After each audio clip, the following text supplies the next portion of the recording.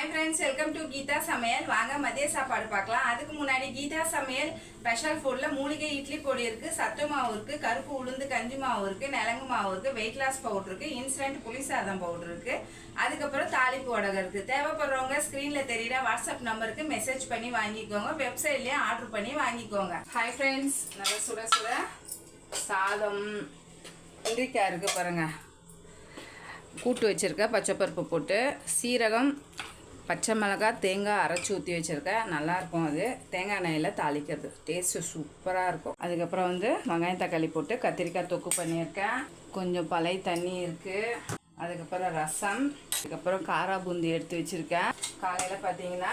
பசங்களுக்கு லெமன் சாதம் கட்டினேன் அந்த சாதம் கொஞ்சம் உருளைக்கிழங்கு பூண்டு தட்டி போட்டு ஃப்ரை பண்ணி கொடுத்தேன் காலையில் டிஃபன் பார்த்தீங்கன்னா சேமியா